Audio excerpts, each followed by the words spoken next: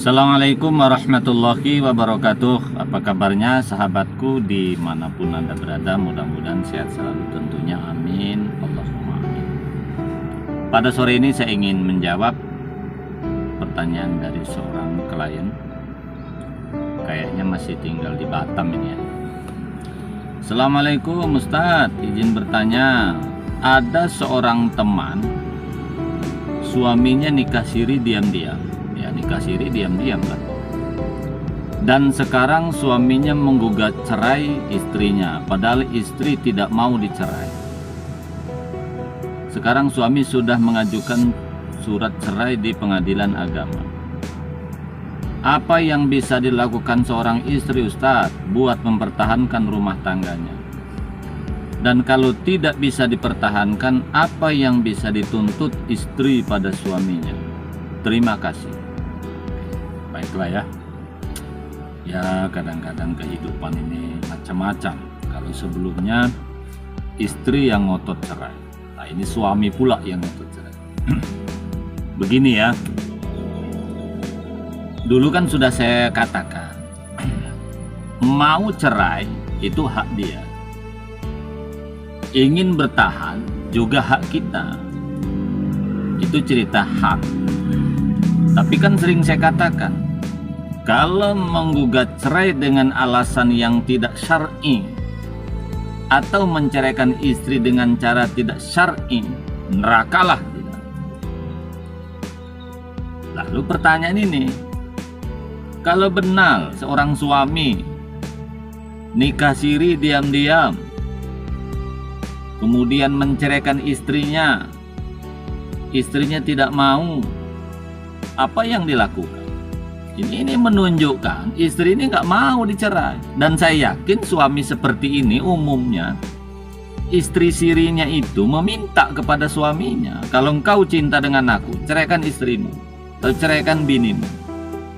Ini banyak sekali terjadi di sekitar kita, makanya saya sering ingatkan kepada semua suami yang nekat nikah siri. Umumnya istri siri ini awalnya dia banting harga. Maksudnya banting harga itu misalnya begini, Bang, yang penting aku punya imam Bang, yang penting aku punya suami Bang. Nggak apa-apa kamu ke rumah aku sebulan sekali, kasih nafkah pun ala kadarnya nggak apa-apa, aku bisa cari sendiri kok. Itu awalnya.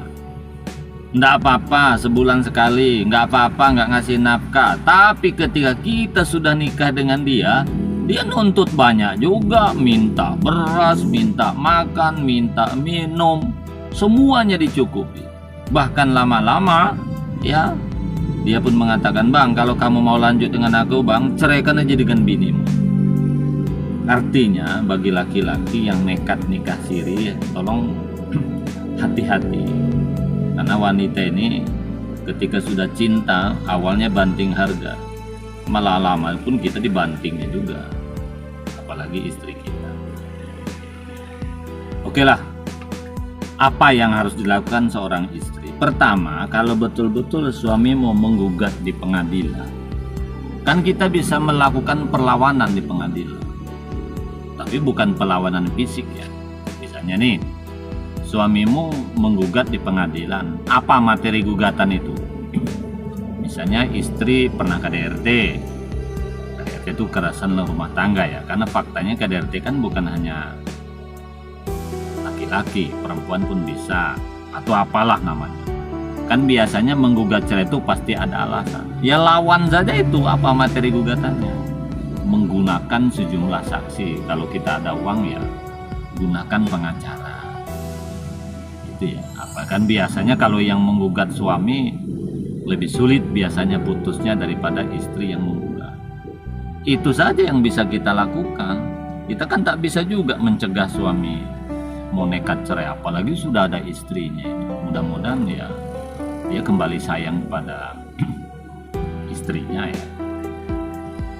Nah, lalu kalau misalnya tidak bisa dipertahankan rumah tangga ini, apa yang bisa dituntut kepada suami? Ya, dia dulu punya anak enggak? Kalau punya anak, ya supaya putus di pengadilan, nanti lawan di pengadilan dengan sejumlah saksi, mintalah biaya anak berapa setiap bulan, bisa, agar hakim putuskan cerai.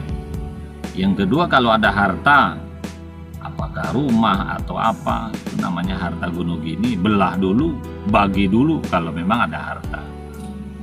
Jadi yang bisa dilakukan oleh seorang istri untuk menuntut, pertama kan kalau bisa jangan cerai, karena kan ingin bertahan katanya.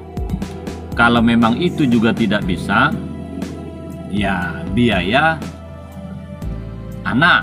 Karena sebenarnya kan dalam hukum agama, dan itu bisa diputuskan hakim ya, biaya anak itu sampai balik, sampai dewasa, kalau perempuan sampai menikah, itu kan kewajiban bapaknya. Dan itu bisa diketok palu di pengadilan, berapa setiap bulan.